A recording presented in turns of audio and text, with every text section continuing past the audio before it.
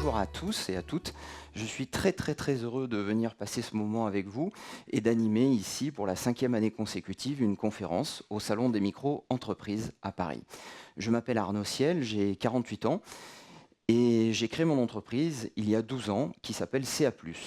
CA+, je fais quoi? Je fais du conseil en marketing et en développement commercial, c'est-à-dire que j'aide mes clients, qui sont des créateurs et des dirigeants de TPE, eh bien je les aide à développer encore plus vite leur chiffre d'affaires. Depuis 12 ans, donc, je suis moi aussi consultant, et depuis 12 ans, j'ai moi aussi à vendre mes services. Et au fait, et vous, combien d'entre vous sont déjà ici des consultants? Aïe, ça fait peur. Ok, et combien ont pris la décision de devenir consultant dans les prochaines semaines ou les prochains mois? Ok. Bon, bah écoutez, bienvenue, vous êtes dans la bonne salle. Nous allons passer donc 1 heure ensemble sur un sujet vital, essentiel, passionnant. Ce sujet sur lequel nous allons passer ensemble 1 heure, eh bien, c'est comment réussir à vendre ses services quand on est consultant. Mais au fait, pourquoi est-ce qu'on décide de devenir consultant? Quelles ont été vos motivations? Pourquoi vous avez voulu devenir consultant? L'indépendance? Être à son propre compte? Ou faire ce qu'on aime? C'est une belle motivation, ça, effectivement. Donc c'est vrai qu'on a souvent chevillé au corps, quand on crée son activité de consultant, cette envie d'indépendance, cette envie de se mettre à son compte, cette envie de faire ce que l'on aime et de réussir à vivre de ses savoir-faire et de ce que l'on aime faire. Maintenant, pour réussir ça, on a un challenge à dépasser, on a un challenge à relever, on a un challenge à réussir, c'est celui de vendre, de réussir à vendre ses services. Et ce que je vous propose, c'est que nous partagions ensemble pendant 1 heure des solutions très concrètes pour transformer le rêve en réalité sonnante et trébuchante. Alors, quel est le programme que nous allons voir ensemble aujourd'hui? Donc, pour répondre à cette question de comment vendre ses services, voilà le programme. Le programme, il tient en 3 lettres. RSI. Alors, il ne s'agit pas de cet organisme au fonctionnement étrange qui s'acharne à vouloir prendre tout notre argent durement gagné. Non. En fait, il s'agit de 3 clés de comportement. Et les 3 clés de comportement que je vous propose que l'on découvre ensemble, que l'on partage ensemble, les voici. La première, c'est rassurer. Et on va voir pourquoi, comment. La deuxième clé de comportement que je vous proposerai, c'est structurer. Et enfin, la troisième, c'est investir. Rassurer, structurer, investir, voilà les 3 clés de comportement que je vous propose que nous abordions ensemble. Et d'ailleurs, à ce propos, je vous propose, parce que je vois que vous prenez beaucoup de notes, moi j'ai à cœur que vous tiriez le plus grand profit de cette conférence. Et ce que je vous propose, c'est que vous vous donniez un petit code, un signe cabalistique, un petit dessin, pour les solutions concrètes que vous décidez de tester et de mettre en œuvre. Parce qu'on va voir du très concret, du très opérationnel au travers de ces 3 axes de comportement. Et vraiment, moi, ce que j'aurais à cœur, c'est que vous décidiez à la fin de cette conférence de tester 1, 2 ou 3 solutions qui vous auront particulièrement plu. Est-ce que ça vous convient? Oui. Et enfin, à la fin de cette conférence, j'espère qu'on aura le temps disponible pour 3-4 questions. Et ensuite, j'aurai grand plaisir à vous retrouver sur le stand d'Uno qui se trouve sur l'emplacement A8. Et sur ce stand d'Uno, j'aurai grand plaisir à vous dédicacer mes 2 livres. L'un s'appelle Consultant, se lancer, réussir et durer. Et l'autre s'appelle Comment trouver et fidéliser vos clients. Je vous recommande les 2, ils sont très bien. Mais c'est sincère. Alors, on est parti. Donc le programme, on l'a sous les yeux et on attaque tout de suite la première clé de comportement, rassurer. Alors pourquoi est-ce que c'est si important de rassurer quand on est consultant? J'aimerais qu'on se livre à un exercice ensemble. Cet exercice est le suivant. Qui parmi nous possède un vêtement auquel il tient tout particulièrement? je sais pas, une chemise, un costume, peu importe, un vêtement auquel on tient tout particulièrement. Moi, j'en ai un. Ok. Donc, on est presque tous dans ce cas-là. On a tous un vêtement auquel on tient particulièrement. Alors, on va imaginer un drame. Ce vêtement auquel on tient tout particulièrement, quelqu'un de très maladroit nous renverse un jus de tomate dessus. C'est une catastrophe. Donc, on est affligé. Et là, on rencontre quelqu'un qui nous dit « Mais vous inquiétez pas, j'ai un produit merveilleux. Ce produit merveilleux, il a un nom d'ailleurs, c'est la lessive. » C'est-à-dire qu'on rencontre quelqu'un qui nous dit « Mais moi j'ai un produit, vous n'en avez jamais entendu parler, ça s'appelle la lessive. Et ça va permettre de nettoyer et d'enlever la tache que vous avez sur votre vêtement. » Alors on est très très très heureux et on s'apprête justement à lui acheter ce produit. Et puis au moment de sortir les sous, on a d'un coup un doute. On se dit « Mais mince, si ça se trouve, ce type-là ne veut que nous prendre notre argent. Si ça se trouve, cette lessive ne marche pas. Pire encore, si ça se trouve, cette lessive, elle est contre-productive. C'est-à-dire que non seulement elle ne va pas enlever la tache sur ma chemise, mais en plus, elle va détruire, elle va faire un trou. » Vous me voyez venir ? Le client, quand il s'apprête à nous acheter du conseil, il est exactement dans la même situation. Il se dit, si ça se trouve, ce type-là ne veut que me prendre mon argent. Si ça se trouve, ces conseils seront juste inefficaces. Mais si ça se trouve, ça sera encore pire après son intervention qu'avant. Et le seul moment où il saura qu'il a pris une bonne décision, en décidant de travailler avec nous, c'est longtemps après avoir payé notre facture. Cette métaphore de la lessive, elle est importante, elle est même essentielle à avoir en tête parce qu'elle résume finalement toute la vente de conseils. C'est d'un côté extrêmement facile, parce qu'un client qui a une tâche, un client qui a un problème dans son entreprise, il est très heureux de découvrir une solution qui peut enlever ce problème. Et d'un autre côté, c'est extrêmement anxiogène pour lui, parce qu'il ne peut pas mesurer à l'avance l'efficacité de notre intervention. Alors, c'est bien beau de gâcher l'ambiance en soulevant des problèmes. Maintenant, quelles sont les solutions ? Eh bien, les solutions, justement, elles nous viennent du monde de la lessive. Qu'a fait le monde de la lessive pour résoudre ce problème? Qu'est-ce qu'ils ont inventé? Le cadeau bonus? Oui, alors je ne pensais pas à ça. C'est une bonne idée, on va offrir des petits cadeaux aux clients, pourquoi pas. Moi, je pensais à une autre solution. La publicité, les testimoniaux, l'essai, et les échantillons, et plus précisément les échantillons gratuits. C'est-à-dire que ce que je vous propose pour rassurer nos clients sur l'efficacité de notre lessive, de nos prestations, c'est de leur distribuer des échantillons gratuits qui vont leur permettre de vérifier l'efficacité réelle de nos prestations. Alors concrètement, qu'est-ce qu'on va faire? Parce que c'est un peu difficile d'imaginer de mettre nos journées dans des sachets et de les donner. Eh bien, je vous propose deux solutions pour distribuer des échantillons gratuits. La première, c'est d'animer des petits déjeuners ou des ateliers. Et on va y revenir dans le détail. Et la deuxième solution que je vous propose, ce sont les recommandations spontanées. Et on va voir également dans le détail ce que ça veut dire. Donc deux solutions parmi de nombreuses autres sont à notre disposition pour distribuer des échantillons gratuits de notre savoir-faire. Si on fait tout de suite le zoom sur la première, c'est-à-dire animer des petits déjeuners ou des ateliers. Alors, qu'est-ce que ça veut dire dans le détail? Déjà le pitch. Un petit déjeuner, un atelier, qu'est-ce que c'est? Eh bien, c'est un événement auquel on convie des prospects, des clients potentiels, et ils vont pouvoir gratuitement, pendant 1 heure, 2 heures, 3 heures, assister à une prestation que nous réalisons. Et cette prestation va leur permettre deux choses. Elle va leur permettre, d'une part, déjà d'apprécier notre savoir-faire, notre expertise. Est-ce que lors de ce petit déjeuner, de cet atelier, ils ont le sentiment d'apprendre quelque chose et d'apprendre quelque chose d'utile, de pertinent, qui les enrichit?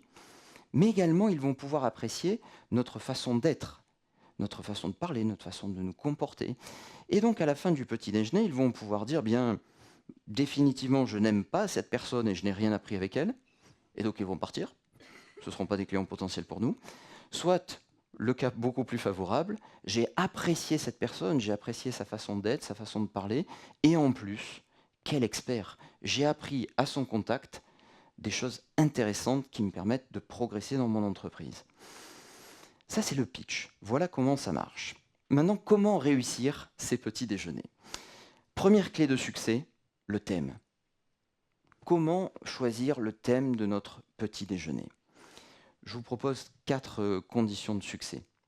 La première, évidente, ne me jetez pas les restes de votre sandwich dessus. Vous l'avez tout mangé? D'accord. La première condition de succès pour le thème de notre petit déjeuner, c'est évident, mais le thème de notre petit déjeuner doit correspondre à une préoccupation forte de nos prospects, à une douleur, à un problème, à un questionnement. Ça, c'est essentiel, c'est-à-dire qu'il ne s'agit pas d'animer un petit déjeuner pour se faire plaisir. Il s'agit bien de faire un petit déjeuner pour attirer le plus grand nombre possible de prospects intéressants, de clients potentiels. Donc, première clé de succès, le thème de notre petit déjeuner doit correspondre à une préoccupation forte de nos prospects. D'où l'importance, chaque fois qu'on rencontre des clients potentiels, de les écouter, de les observer. On peut également se servir de Google Trends ou de Google AdWords pour voir, mesurer quelles sont les expressions qui rencontrent le plus de succès, qui sont le plus interrogées, qui font le plus grand nombre de l'objet du plus grand nombre de requêtes sur Google. C'est un très très bon indicateur. Et également, c'est un très très bon indicateur de la façon dont vos prospects formulent leurs problèmes. Pour vous donner un exemple très très concret, dans mon univers, l'univers de l'action commerciale, pour moi, dès lors qu'on parle de prospection, c'est évident qu'il s'agit de prospection commerciale. Eh bien, dans Google, je me suis rendu compte que ce n'était pas du tout le cas. Mes prospects parlent, eux, de prospection commerciale. C'est peut-être un détail, mais déjà, ça change tout parce que le trafic passe de 1 à 20. Donc, il est important d'aller même vérifier jusque sur la façon dont vos prospects expriment leurs problèmes, leurs questions, leurs douleurs. Donc, première clé de succès pour notre petit déjeuner, il correspond à une préoccupation forte de nos prospects. Deuxième clé de succès importante pour le thème de notre petit déjeuner, il correspond évidemment à notre domaine de compétence, il est dans notre domaine de compétence, mais je dirais même plus, il est dans notre zone d'excellence. C'est-à-dire que c'est un sujet qui nous passionne, et sur lequel on a le sentiment, en toute absence d'humilité, d'être particulièrement très bon. Pourquoi? Parce que du coup, troisième condition de succès, on va pouvoir apporter des éléments nouveaux. On va pouvoir traiter ce sujet avec un angle innovant, et ainsi on va bien pouvoir apprendre des choses nouvelles à nos clients potentiels. Ce troisième point est très très très important. Je discutais l'autre jour avec un professionnel des RH qui me disait « Je suis allé à un petit déjeuner sur la génération Y, c'était nul, j'ai rien appris de nouveau. » Ça, c'est désastreux. C'est-à-dire que du coup, on a fait un petit déjeuner ou un atelier qui est complètement contre-productif puisqu'on a fait la démonstration qu'on n'apportait rien de nouveau sur un sujet. Donc c'est très très important. Troisième clé de succès, on apporte des éléments innovants, un angle, une façon de le traiter nouvelle. Et enfin, dans l'idéal, on a une quatrième clé de succès sur le thème de notre petit déjeuner, c'est qu'il est dans l'air du temps.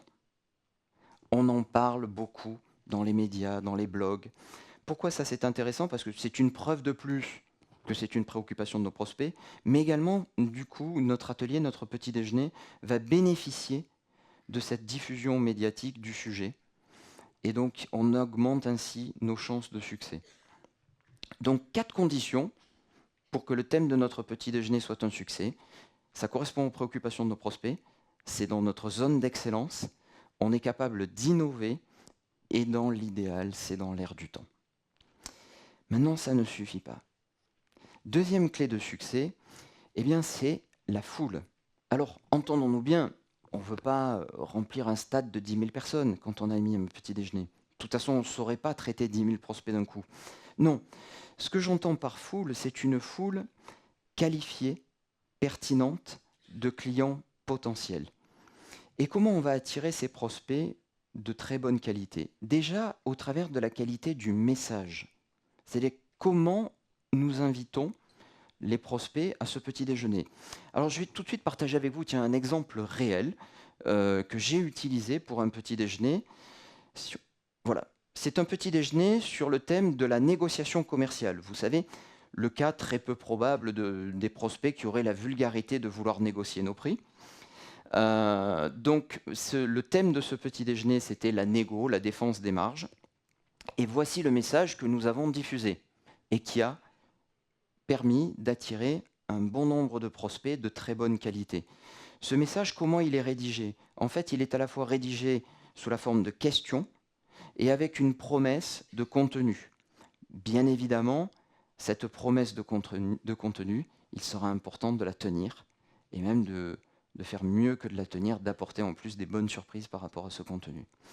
Donc, première clé de succès pour attirer une foule, non pas sentimentale, mais une foule de prospects qualifiés, un message pertinent, accrocheur, qui promet du contenu pertinent. Ensuite, évidemment, les canaux que l'on va utiliser pour promouvoir ce message. Un bon outil, par exemple, d'envoi d'emailing. Pourquoi pas le SMS? Le SMS est très très pertinent également pour générer du trafic. N'hésitez pas à vous servir du SMS, c'est un très très bon canal pour générer du trafic. Après, vous allez me dire, oui, très bien, mais je l'envoie à qui, ce message? Alors, une fois de plus, là, on voit l'intérêt, chaque fois que l'on rencontre des clients potentiels, de prendre leurs coordonnées et de saisir leurs coordonnées pour se constituer un fichier, une base de données de clients potentiels.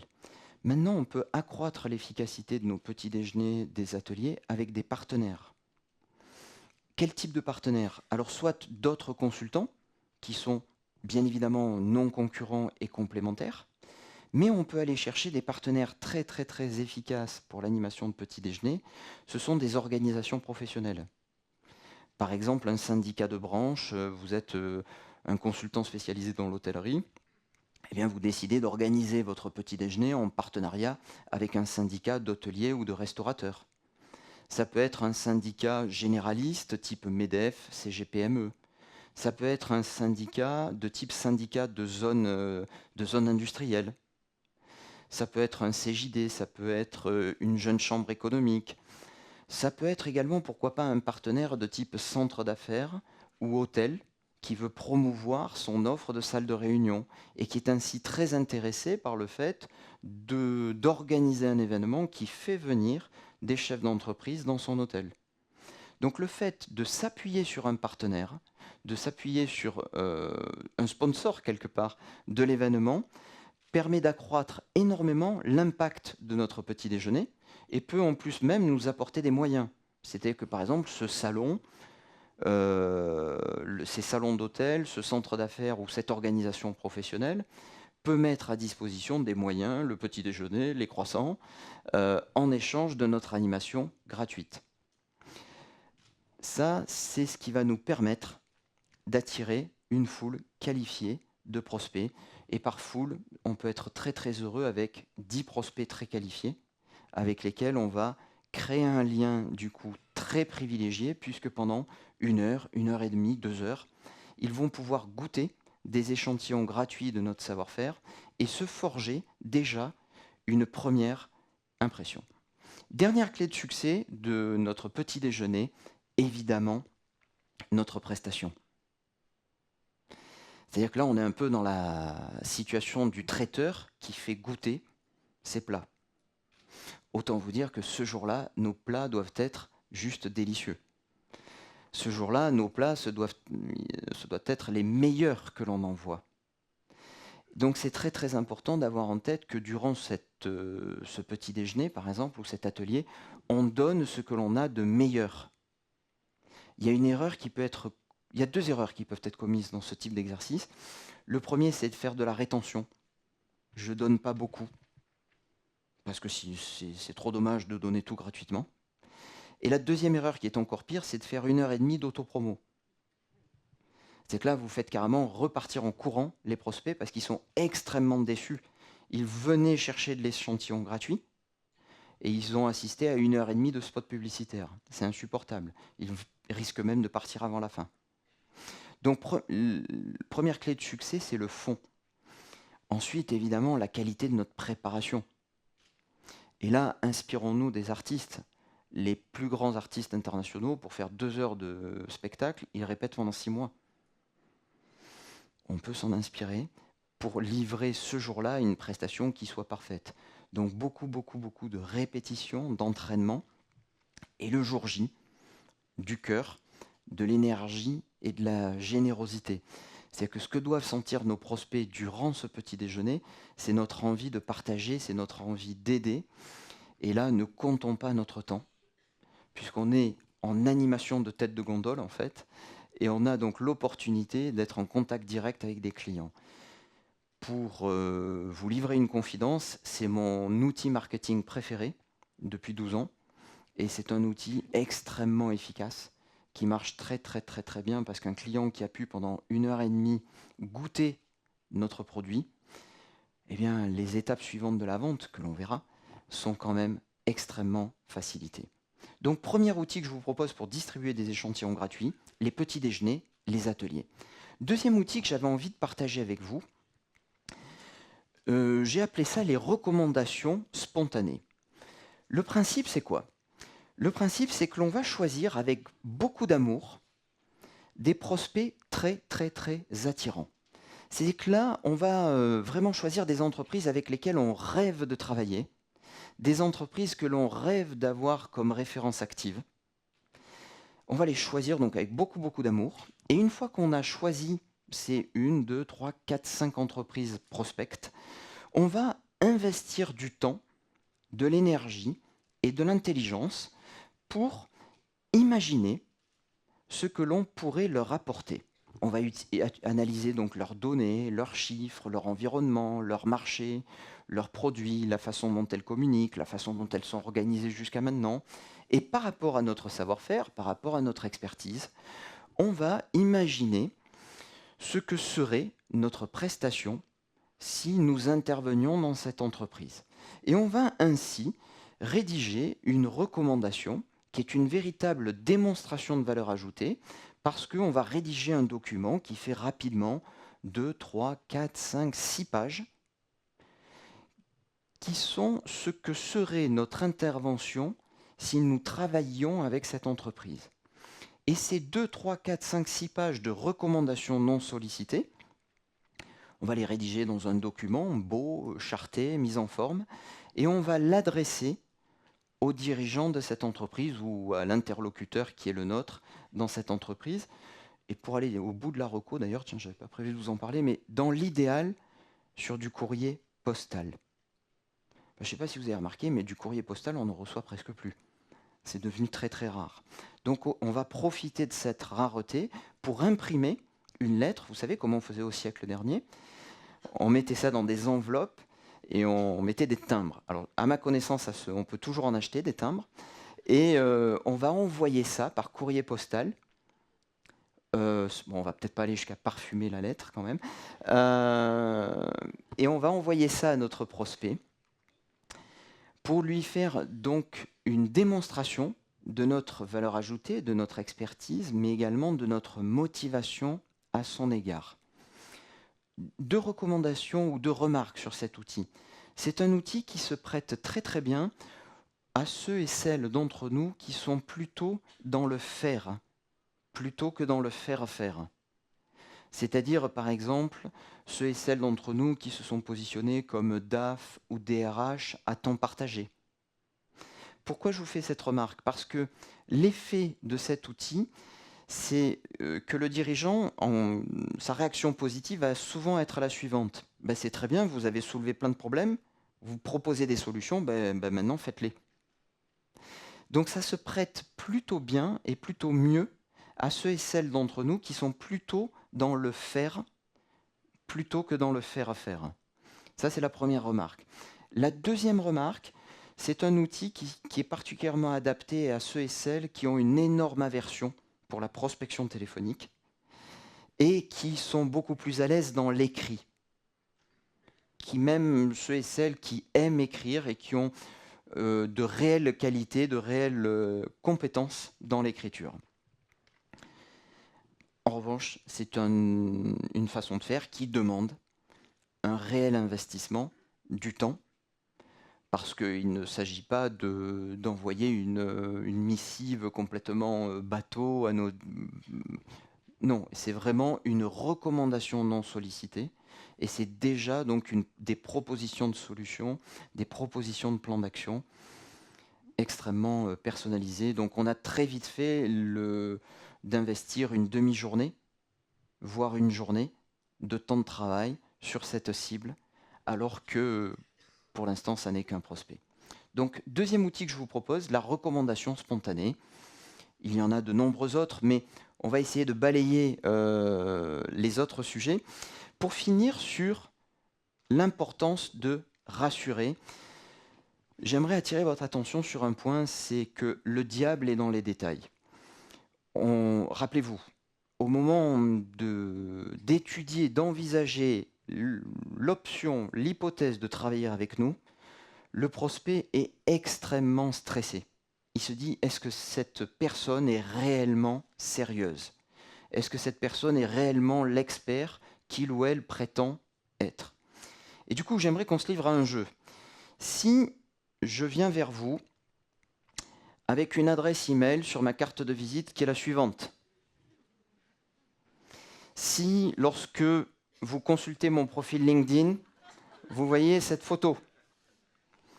Si je viens à votre entreprise avec cet engin, elle est belle, hein? Quelle image aurez-vous de moi? J'aimerais attirer votre attention, au travers de ces exemples caricaturaux, sur le fait que le diable est dans les détails. Servons-nous des 5 sens, c'est-à-dire le toucher, le goûter, le sentir, le voir et l'entendre, pour vérifier que dans tous ces éléments, sur tous ces points de contact, l'image que nous donnons est l'image d'un professionnel de haut niveau. Et dans tous les cas, est-ce que nous donnons bien une image qui est cohérente avec notre positionnement?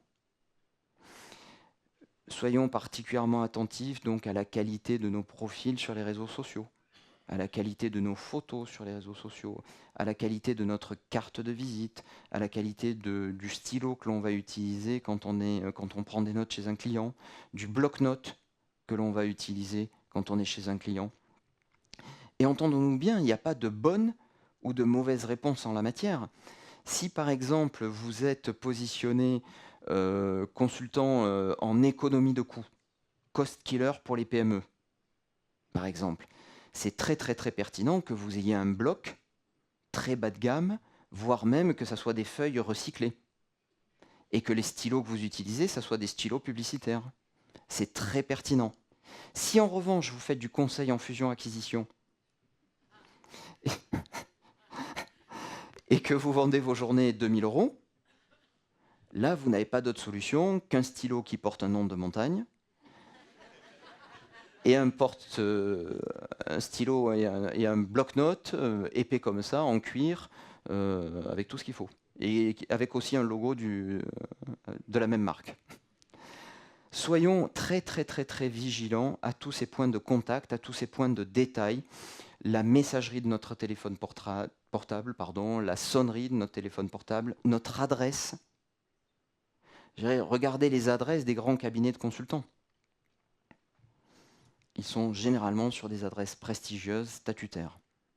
C'est peut-être pas innocent. Donc, le diable est dans les détails. Soyons extrêmement vigilants, soyons extrêmement attentifs et ne tombons pas dans le piège de la fausse économie. Tout ce qui est visible par le client doit être à la hauteur de notre positionnement, de notre promesse et de notre tarif jour. Donc en résumé, pour rassurer, nous avons 2 obsessions. La première, distribuer des échantillons gratuits, faire goûter notre lessive et être attentif à tous ces points de contact, à tous ces points de détail pour en permanence rassurer notre client qui, ne l'oublions pas, est stressé à l'idée de dépenser plusieurs milliers d'euros pour une prestation immatérielle dont il ne pourra mesurer l'efficacité que longtemps après l'avoir payée. Alors, maintenant que l'on a parfaitement rassuré nos clients, ça ne suffit pas. Maintenant, il faut qu'on passe à structurer. Structurer, qu'est-ce que ça veut dire? Ça veut dire structurer notre démarche commerciale. Et là, j'aimerais qu'on se livre à un test, à un sondage. Selon vous, combien de rendez-vous faut-il pour vendre du conseil? 3, 4, 1? Un seul? Un seul, 3, 4, 10, 1? Bon, ça dépend. Non, ça dépend, ça dépasse. Alors, combien de rendez-vous faut-il pour vendre du conseil? Cette question peut peut-être surprendre. On peut se dire, ben, ça dépend des situations, ça va dépendre des rendez-vous. Surtout pas. Ce que j'aimerais vous partager avec vous, c'est une conviction, c'est que l'on a intérêt à décider à l'avance du nombre de rendez-vous dont on a besoin pour vendre. C'est-à-dire de décider à l'avance du scénario, de sa tactique commerciale. On peut très bien décider de faire du rendez-vous, de la vente en un seul rendez-vous, ce qu'on appelle familièrement le one-shot. Pourquoi pas? Ça peut être possible pour certaines prestations de conseil. 10 rendez-vous, je serais un peu surpris quand même. Je pense que pour 90% d'entre nous, la réponse en fait est 2. Je pense que pour 90% d'entre nous, nous pouvons vendre nos prestations en 2 rendez-vous. Ces 2 rendez-vous, ils s'appellent, avec beaucoup d'originalité, le R1, et vous devinez le deuxième, le R2. Effectivement. Alors, dans le R1, qu'est-ce qu'on fait? Dans le R1, on poursuit 2 objectifs. Le premier, c'est de séduire, c'est de créer le lien, c'est de créer le contact. Et deuxième objectif, c'est comprendre le problème, les questions de notre prospect. Et on va revenir dans le détail.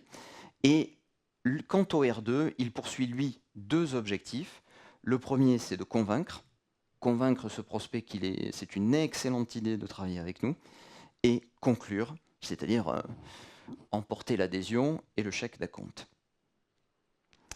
On rentre dans le détail de ces 2 rendez-vous. Comment réussir ce premier rendez-vous? Comment réussir ce fameux R1? Alors pour cela, 2 recommandations. La première, méfions-nous du côté obscur de PowerPoint, j'y reviendrai, et pratiquons et développons l'art du questionnement. Alors ces 2 recommandations, si on les détaille maintenant, qu'est-ce qu'elles signifient? On va imaginer le scénario suivant. Parce que pourquoi je vous disais méfie-toi du côté obscur de PowerPoint? Parce que pour la majorité d'entre nous, qu'est-ce qu'on va faire pour présenter notre offre en début de rendez-vous? On va utiliser un diaporama.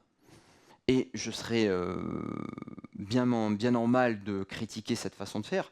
Moi-même, j'ai adopté le même outil et j'ai un diaporama qui me permet de présenter CA+, en quelques minutes en début de rendez-vous. Et donc nous sommes comme ça, plusieurs milliers de consultants, à utiliser un diaporama, parce que c'est quand même très très pratique, en début de rendez-vous pour présenter notre offre en quelques minutes.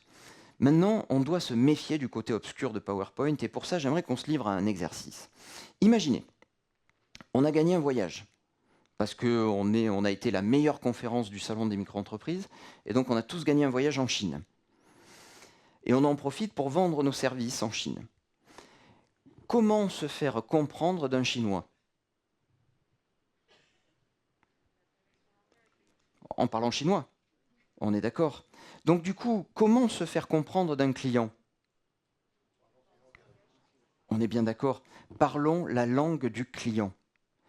C'est-à-dire que là, on a un écueil, les consultants, dans lequel on aime bien tomber. Comment? Le jargon. Et oui, le jargon de l'expert. La VAE, la CAI, la CRM, la IAO, on est plein de sigles, d'acronymes.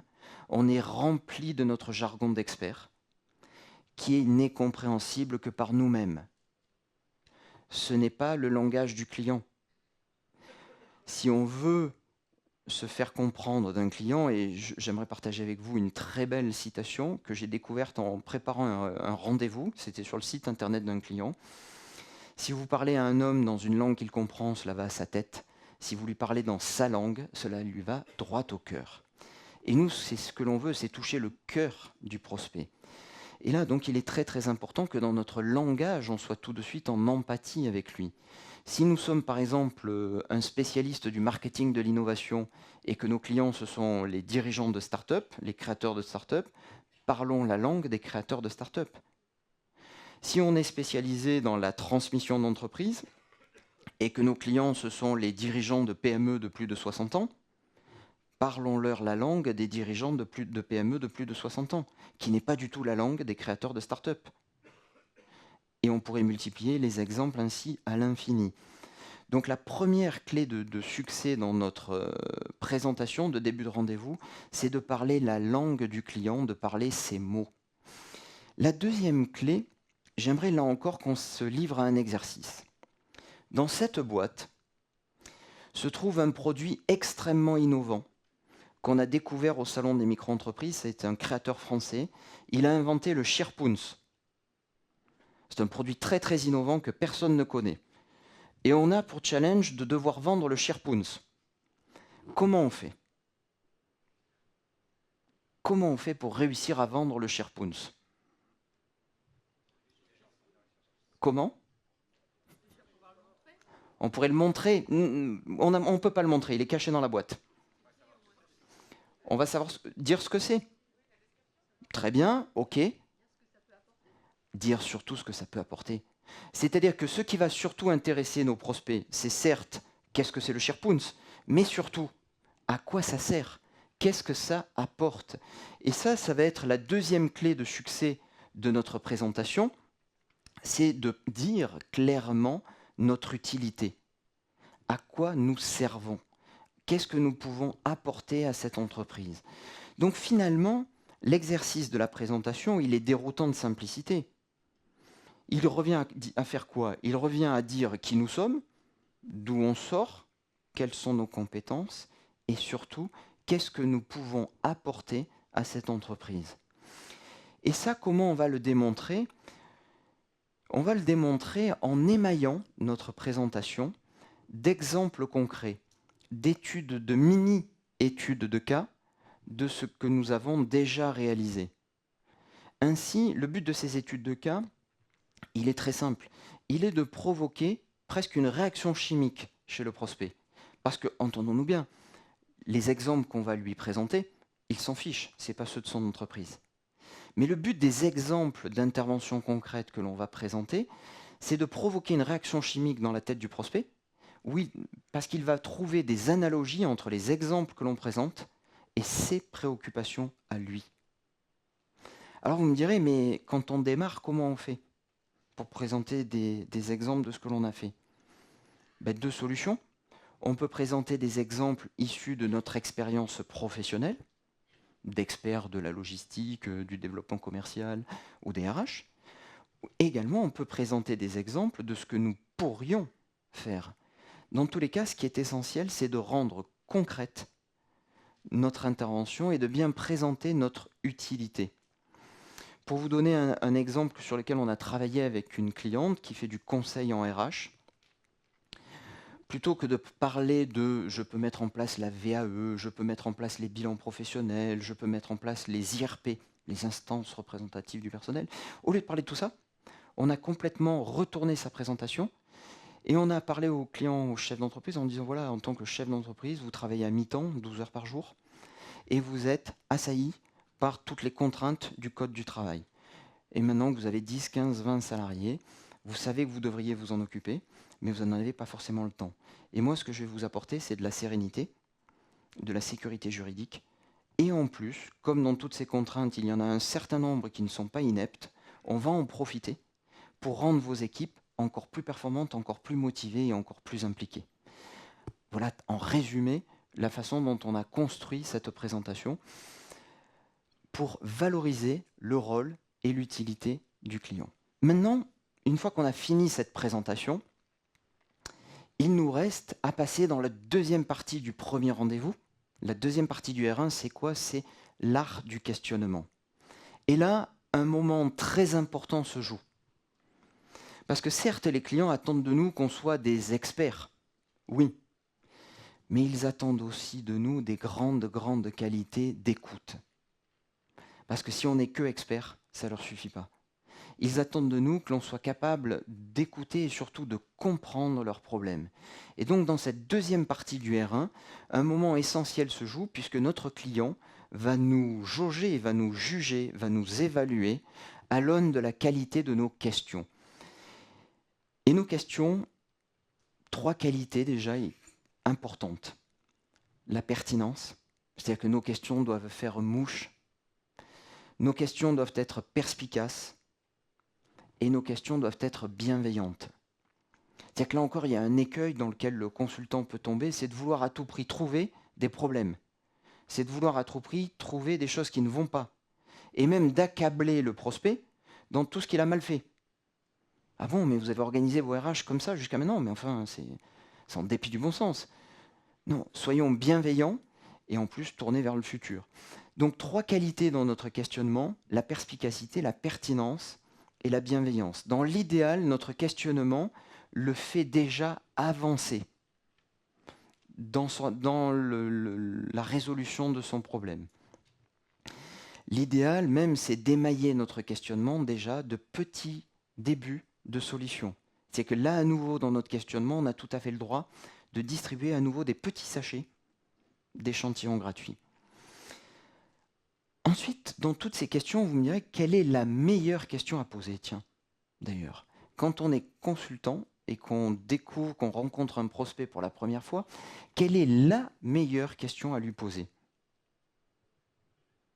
Comment? Comment je peux vous aider? Oui. Et si on était encore plus précis? Comment je peux vous accompagner? Pourquoi vous vouliez me voir? Quels sont vos enjeux? Vos attentes? Alors, moi, la question que j'aimerais partager avec vous, c'est la suivante.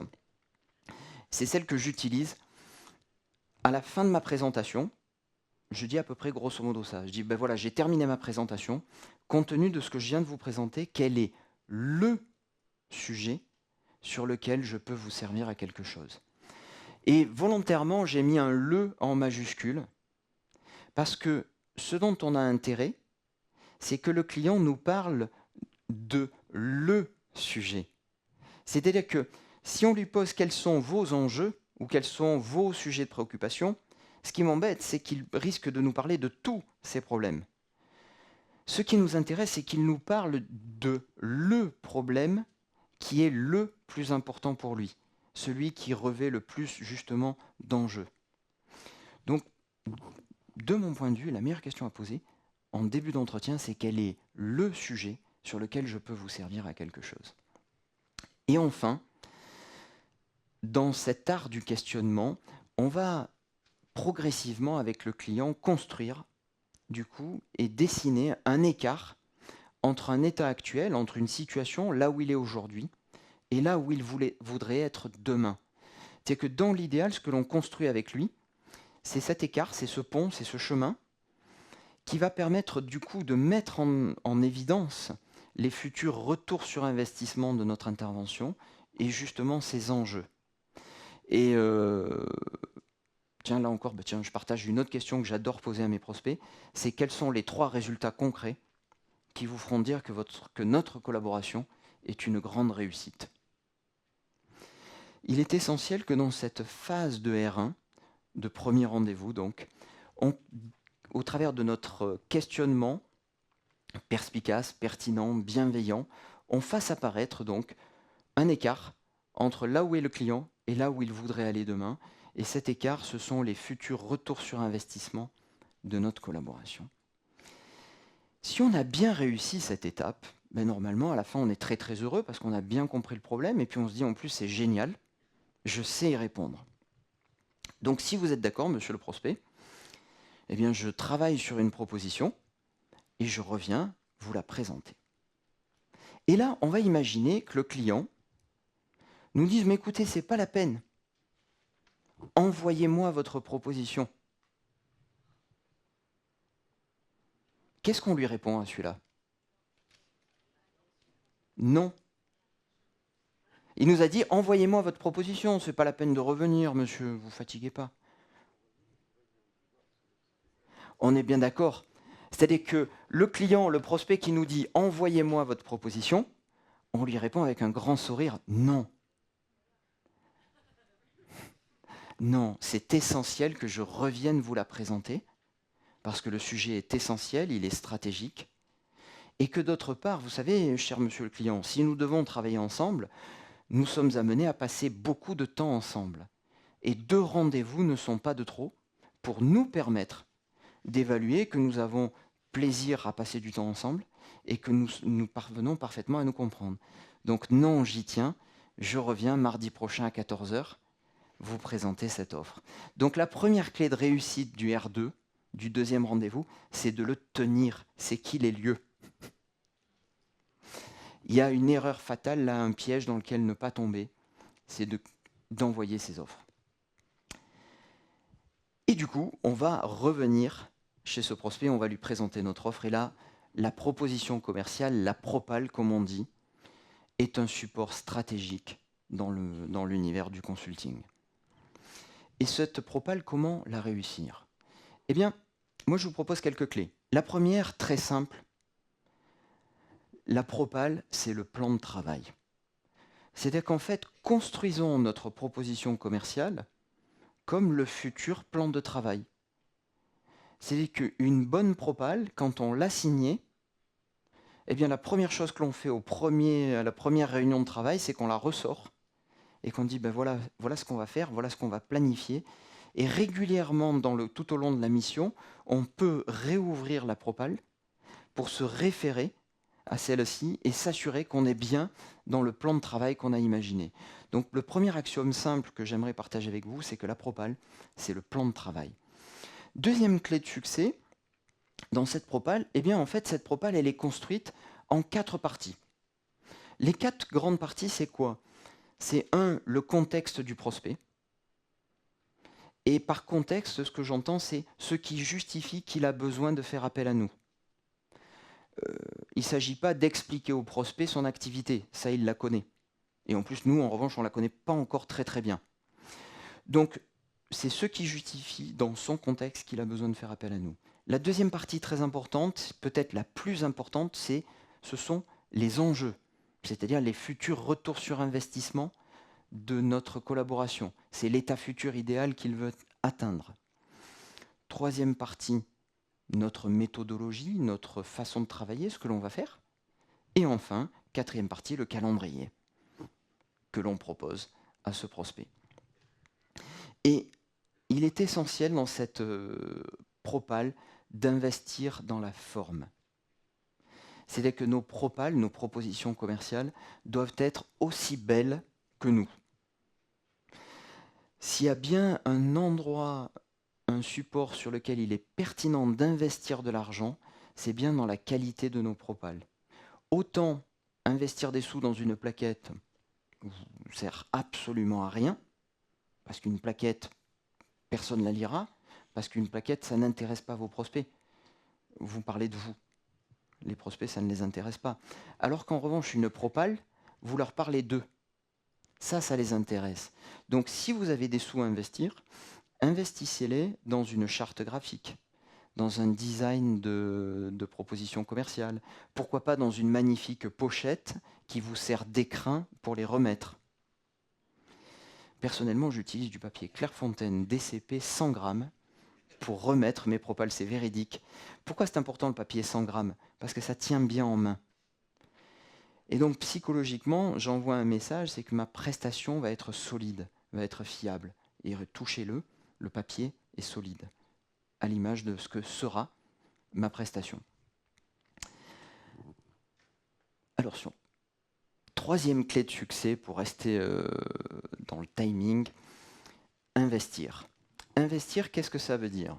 Ça veut dire que si nos compétences premières ne sont pas d'être un bon commercial, ben ça veut dire qu'il y a urgence à courir se former. Ça veut dire également autre chose. Ça veut dire investir, ça veut dire du temps. Du temps, Et la première remarque, quand on démarre, tout le temps. C'est-à-dire qu'on est trop nombreux, il y a trop nombreux de consultants, un trop grand nombre de consultants, qui, lorsqu'ils démarrent, font tout autre chose que faire du commercial. Par exemple, ils travaillent sur leurs outils.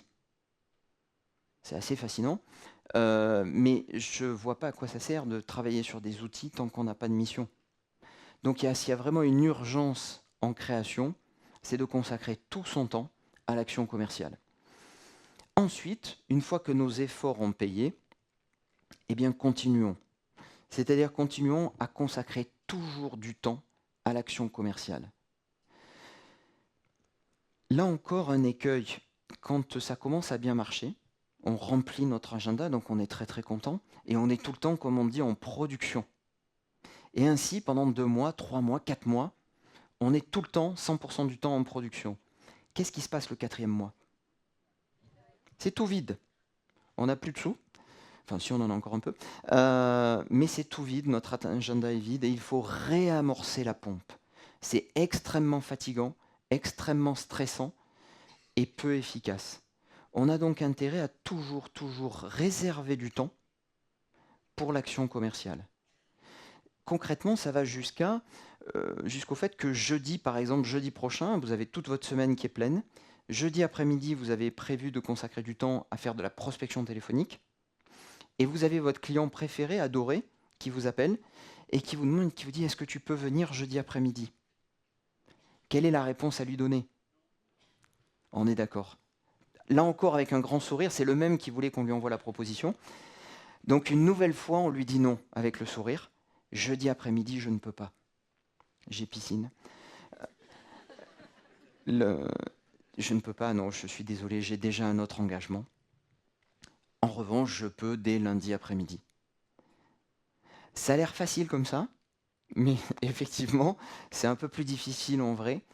Et c'est important de s'y tenir, surtout quand c'est son client préféré qu'on adore et qui représente un énorme chiffre d'affaires. Mais comme on n'est pas des cardiologues et qu'il n'est pas en train de faire un AVC, c'est pas grave, il peut attendre 3 jours, ou 4 jours, ou 5 jours. On est rarement dans les métiers du consultant, dans les métiers du consulting, dans des métiers d'urgence. C'est très rare. Ceux et celles qui sont dans les métiers d'urgence, oubliez ce conseil. Alors ensuite, investir, ça veut dire quoi? Ça veut dire également investir dans des moyens de Sioux. Les moyens de Sioux, c'est quoi? Je ne sais pas si vous vous rappelez de cette expression à l'école. Moi, je l'ai entendu, c'était « celui-là, il est toujours partisan du moindre effort ». Il me semble me rappeler que ce n'était pas un compliment. Eh bien, maintenant, ça en devient un de compliment. Soyons partisans du moindre effort quand il s'agit d'investir dans l'action commerciale. C'est-à-dire, en fait, investissons, oui, du temps et de l'énergie dans l'action commerciale, mais investissons-le avec des moyens qui accroissent notre efficacité. Et ces moyens, moi je les appelle les moyens de Sioux parce qu'ils vont permettre de rendre notre action commerciale encore plus efficace et donc encore plus plaisante. Quelques suggestions. Première suggestion, des recommandations. C'est assez fascinant de voir comme dans certains secteurs d'activité, par exemple l'assurance, les commerciaux utilisent massivement la recommandation, c'est-à-dire le fait de dire « Monsieur, est-ce que vous êtes content du travail de conseil que j'ai fait pour vous ?» Ah ben oui, c'est super, très bien. Quels sont à ce moment-là les 3 chefs d'entreprise que je peux appeler de votre part? Dans le monde de l'assurance, par exemple, c'est extrêmement pratiqué. Mais inspirons-nous là pour le coup du monde de l'assurance. Faisons la même chose dans le monde du consulting. Profitons des bilans que nous menons avec nos premiers clients et sous réserve qu'ils soient contents, posons-leur tout simplement cette question. Quels sont les 3 chefs d'entreprise que je peux appeler de votre part puisque vous êtes content du travail qu'on a fait ensemble? Aussi surprenant que ça puisse paraître, c'est une pratique qui est peu utilisée alors qu'elle est d'une efficacité démoniaque et qu'elle facilite énormément notre action ensuite de prospection, parce qu'appeler un prospect de la part d'eux, ça nous change radicalement la vie. Deuxième moyen de Sioux que j'aimerais partager avec vous, c'est les réseaux sociaux. Je ne sais pas si vous avez participé à la réunion.